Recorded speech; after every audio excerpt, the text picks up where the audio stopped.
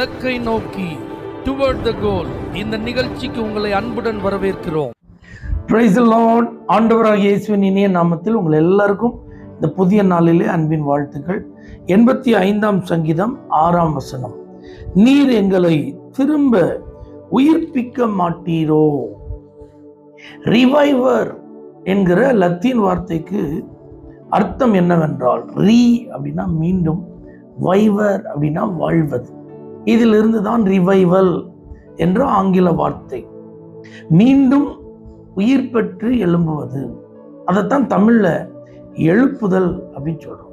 எழுப்புதல் என்கிற வார்த்தை இன்றைக்கு எல்லா இடங்களிலும், எல்லா தேவ மனிதர்கள் வாயிலிருந்தும் உச்சரிக்கப்படுகிற ஒரு வார்த்தையாக அறியப்படுகிறது.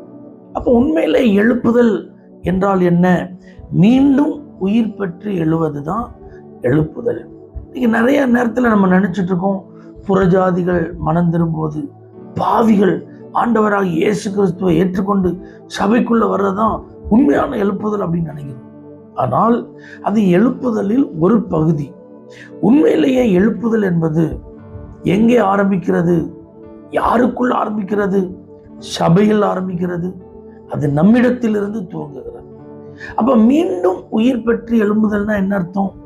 உயிரற்று போகக்கூடிய ஒரு சூழ்நிலையில் இருந்து மறுபடி உயிர் பெற்று எழும்புவது, அல்லது உயிரே இல்லை, எல்லாம் போச்சு, நம்ம புதிதாக உயிர் வந்தாதான் அப்படிங்கிற நிலையிலிருந்து உயிர் தேழுவது.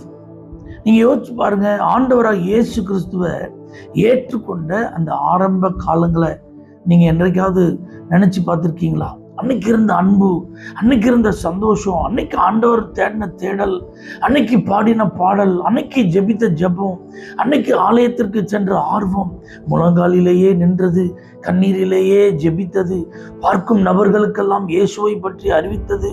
ஆனா பாருங்க, சபைக்கு வந்து ஒருத்தரோடு ஒருத்தர் ஐக்கியப்பட்டு நம்ம ஆராதனையில கலந்து கொள்ள பழக ஆரம்பிச்சதுக்கு அப்புறம் நம்ம யோசிக்கிறோம், நம்ம மட்டும்தான் ஓவரா கை தட்டிட்டு இருக்கோமோ, நம்ம மட்டும்தான் சத்தமா பாட்டு பாடிட்டு இருக்கோமோ, நம்ம மட்டும்தான் ஆண்டவரை தேடி வர்றதுல ஆர்வமா இருக்குமோ, நம்ம மட்டும்தான் இந்த ஆலயத்தை அதிகமா நேசிக்கிறோமோ, நம்மை சுற்றி இருக்கிற ஆட்களை பார்த்தா அப்படி ஒண்ணுமே தெரியலையே, ஆலயத்தில் எப்பவும் நம்ம சத்தம் தான் கொஞ்சம் ஓவரா கேட்குதோ, நாம தான் சுவிசேஷன் அலையிறோமோ, நாம தான் கைப்பிரதி கொடுக்கறதுக்கு தெரு தெருவா ரோடுகள்லையும் பஸ் ஸ்டாண்ட்லையும் நின்றுட்டு இருக்கோமோ, ஆனா நம்ம கூட இருக்கிற ஆட்கள்கிட்டலாம் நம்ம கேட்டோம்னா ஒன்றும் அவங்க பதிலே சொல்ல மாட்டேன்றாங்க, அவங்க அப்படி ஈடுபடுகிற மாதிரியே தெரியலையே அப்படிங்கிறத பார்த்து எதுக்கு நாமும் அவர்களை போலவே இருந்துரும் சொல்லி அப்படியே கொஞ்சம் கொஞ்சமா அந்த ஆர்வம் மங்கி அந்த வாஞ்சை குறைந்து, இன்னைக்கு பாருங்க, சர்ச்சுக்கு கரெக்டாக சண்டே வருவோம், நல்லா பாட்டு பாடுவோம், ஆராதனை செய்வோம், காணிக்கை கொடுப்போம்,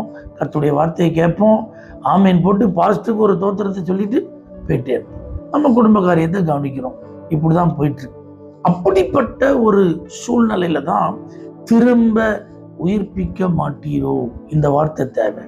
அப்ப சாரமற்ற உப்பு மறுபடி சாரமாக்கப்படும் போது அது எப்படி ஆகாரத்தை ருசி உள்ளதாய் மாற்றுகிறதோ, ஒரு வெளிச்சமற்ற தீபம் மறுபடி வெளிச்சம் ஏற்றப்படும் போது அது தன்னிலும் எரிந்து பிரகாசிக்க ஆரம்பிக்கிறது, சுற்றிலும் இருக்கிற இருளை அகற்றுகிறது என்பது போல நாமும் வைராக்கியத்தோடு எழும்பி நம்மை சுற்றி இருக்கிற மக்கள் மத்தியிலும் இந்த தாக்கத்தை ஏற்படுத்துவது தான் உண்மையான எழுப்புதல். அப்போ நமக்குள் ஏற்படும் எழுப்புதல் நம்மை உயிர்ப்பித்து நம் மூலமாய் நாம் இருக்கும் சமுதாயத்தில் ஒரு பெரிய தாக்கத்தை ஏற்படுத்துவது தான் உண்மையான எழுப்புதல்.